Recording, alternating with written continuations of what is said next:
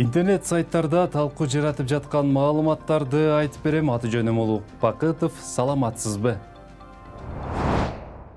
Бандитсиңби? Кичине эле башын чыгарып калса жанчыйбыз. Бүгүн 11 августта министрлер кабинетинин төрагасынын орун басары, улуттук коопсуздук боюнча мамлекеттик комитеттин башчысы Камчыбек Ташиев Нарын облусуна иш сапары менен барды. Анда техникаларды тапшырып жатып, кызматкерге суроо салып көрдү.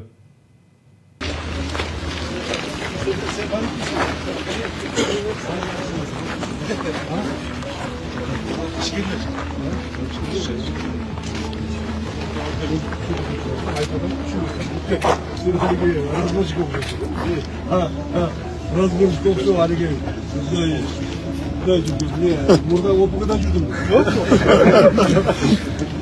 Görüyorsun. Basman oldum. Yok. Anlıyor musun? Anca para gelen. Bu kaçtaklar. O bu işlik bolgondu. Bandit bolgondu, huligan bolgondu, kaçtaklar. Oldu. Egerde kimdir biri? Şurada ben kıyımlı böyle işleri başım çıkarıp ben opuk işlikten, ben razı oluşuktan falacılıktan çıkıp kalsam cançıyız başımız. Tuttun mu? Sen durun güzel otur olursa.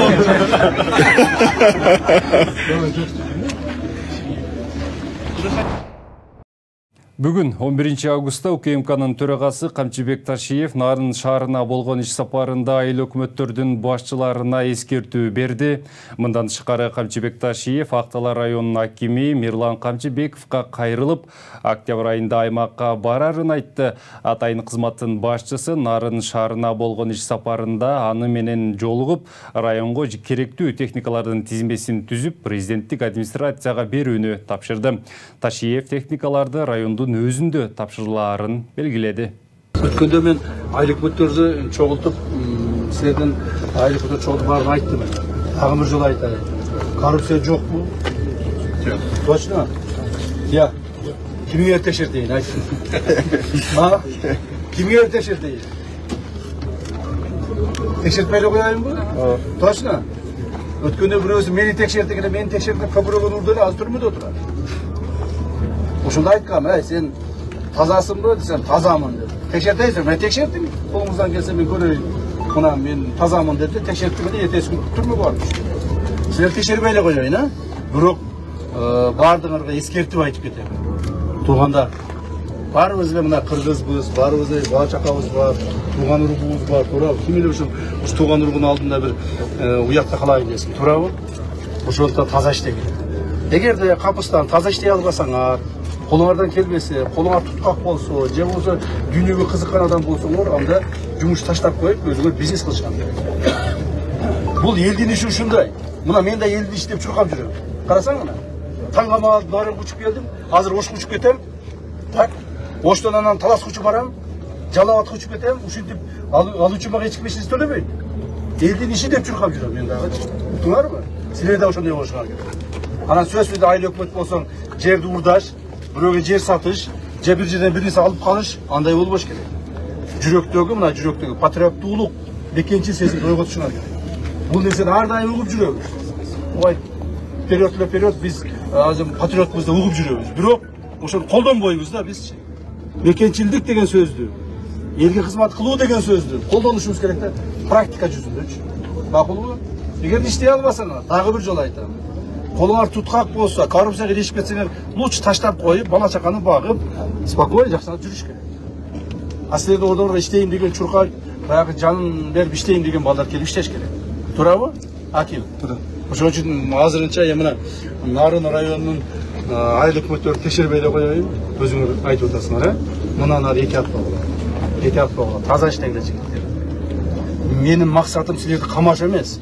Менин максатым силерди апарып эле ушу камап эле силерди ызылдатып эле коркута бериш эмес. Менин максатым ушу элге таза иштей берсе экен деген үмүт да. Ушу үмүттү актагыла, ийгилик болсун. Жакшы эле.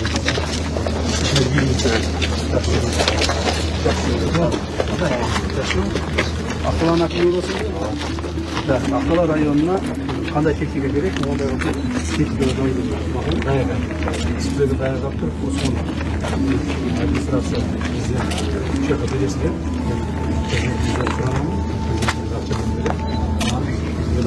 Октябрь айы başında. Аны жүршеден тапшырамыз, жақталаға барайды. Жақталаға бармайды ол. Шығырмайсың қонаққа. Çok korku odasın. Anda Dayır'dan. Октябрьдың başında Ақталаға барамыз. Dayır'dan. Unuttun mu? Ақталаны Доконбаевты бүт жуып тазалап, Баятовты жуып тазалап бүтін. Латокларын оңдап, жолдарын оңдап, мектептерін ақтап, сырдап, елмен де жолықша. Bir eli adam же болса елде наразылық айтса, сен ішіңе. Анда чатақ болады. Көрдің бе? Мына өзің тілеп алдың. Өзің тілеп алдың. Ақталаға барамыз. Ақталаға Октябрьдің başında мен өзім мына жетекшілер бүт алып барамын. Шуда техниканы алып тапсырамыз. Мақұл ба? Сережка, ешіге игілік болсын. Эркин журналист Ыдырыс Исаков Ноқат шаарындагы талаш болуп жаткан 4 кабат үй тууралуу видео жарыялап билдирүү калтырды. Ноқатта кызык иш болуп атат. Союз бүтүрө албаган 105-сериядагы үйдү бүтүрүүгө сынак жарыялашкан. Жеңүүчүнү аныкташкан. Жеңүүчү 5 кабат үйдү 4 кабат кылып 8 батирди мэрияга берип, калган 40 батирди сатыптыр. Курулуш али бүт элек. Эл жашап атат. А мэрия ошолорду кууп атат деп билдирүү калтырган. Ал гырт мыйзамсыз, кып-кызыл мыйзамсыздык болгон. Президент келди, көрдү, карады дагы, эмне кылабыз? Ушунча адамды талаага кууп чыгабызбы? Деди дагы, мунапыс деди. Бардыгын кечирим берди дагы, ушулар мыйзамдаштырып берди. А сиз болсо мына жерде өзүңүздөр жарыялаган конкурс. Өзүңүздөр баягы аныктап, баягы чакырган, өзүңүздөр тандап алган инвестор.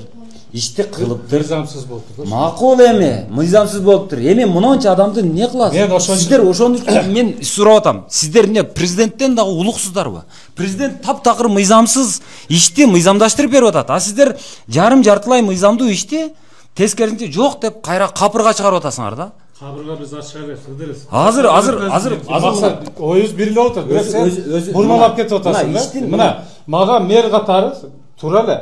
Мэр катары ошондо кичине укугум болсо элечи, я за них. Ошо сен айтканда. Бирок ошол мен кагазым чыгарган чечимим, Филькина грамоталык кылат да. Мен ошо үчүн айтып атам. Бу жерде иш мындай гыжалат болуп, азыр талашышыбыздын кереги жок. Бирок мен мэр катары баягы мыйзам ченде кетели дагы акырында барганда, баягы айттым го, ошо комиссия, ол комиссия бар, мен каалайм комиссия түзөм, өзүм чече албайм. Комиссия негизинде ошондо чечим чыксын эле деп атам. Болду. Бирок анан ошо негизинде мен кат жөнөтөм дагы өзүнө жогорку органдарга же сотко ушинтип чечип бериле дейин. Ошондо ошону өткөрүш керекпи? Ошо эле. Анан мынаны ким туура эмес чыгарды, кандай кылды, тийиштүү органдарга берген. Ортосунда мына биз мэрия кыйналып атабыз, жооп берип атабыз. Себеп ар жерде биз Siz bayatan beri prokuratura, Gosregistr narkotikinde iş kılaylı деп атам. Siz bayatan beri 2 жол айттыңыз. Мэрия эч нерсени чече албайт экен деп атасыз. Анда немесинде? Полномочиялар жок экен деп атасыз. Анда мэрияны жоюп эле салбайлыбы? Сиздердин не керегиңиздер бар? Эч нерсени чече албасаңыздар, эч кандай полномочияңыздар жок болсо, тескерисинче мынантип анан баягы бүткөн ишти кайра сотко берип, ошо соттотуп сотко мен берген жок. Мэрия берди да, эми кайра эле алганда сиз мураскер. Ошо эми болор иш болду. Давай мынаны нары кетейли. Сен кайра эле артка кетип атасың. Мына мэриянын укугу жок дейсиң. Жок, сиз айттыңыз аны, мен айткан жокмун. Жок, мына мэриянын, например, мен дедим мындай соттук укугу, органдардын укугу, булар жок деп атам. Менин укугум бар, көчөнү таза кармап бериш, суу менен камсыз кылып бериш. Свет деле мага анча укук, бирок ага да күрөшөм. Элдин социалдык абалын чечишке мен укугум бар, аны чечип атам.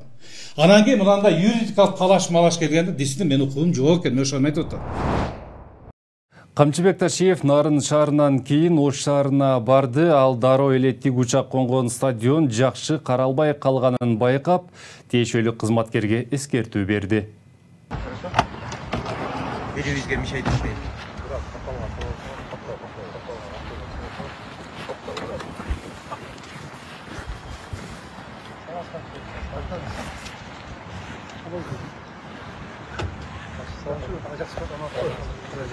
Dostlara başım birinci olmasın. Dostlara ikinci baş maralında abula sırtlar oklara boğan yok. Başkanımızın doğru İyi stadion tazalaştı. Тазалап туруп сууну коюп караш керек болду. Эч караган жоксуң. Сразу билип калдым. Караганын. Ош базарынан көчүрүлө турган соодагерлер УКМК төрагасы менен Бишкектин мэрине кайрылуу жасашты. Алар мэриянын кызматкерлери соода орундарын 9 августта бошотуп чыгып кетүүсүн талап кылганын айтышкан. Андыктан жаңы базар курулуп бүткөнчө убакыт берүүнү жана башка нерсе сунуштоону өтүнүшкөн. Барыбызда кредит карыз бар. Болгон кереше булагыбыз базар болуп жатат деген соодагерлердин бири.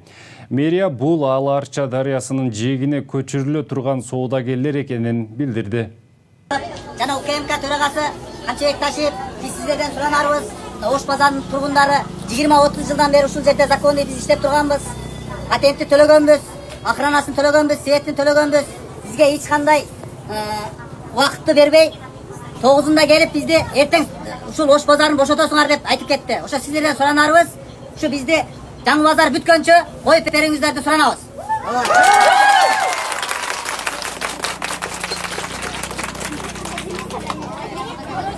Чтобы вы обратили на нас внимание. Это единственный наш заработок. Нас никто не предупреждал, нам не дали время. У нас долги.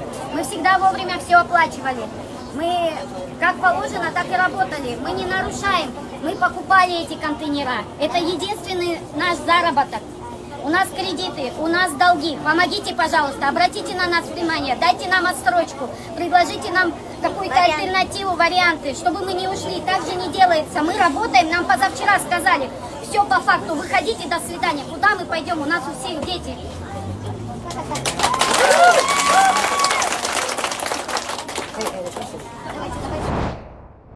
Атактуу ырчы Женнифер Лопестин Алматыдагы концертинде ал ырдап жаткан учурда мойнуна чегиртке конуп алган видео социалдык тармактарда тарап, кызуу талкуу жаратууда.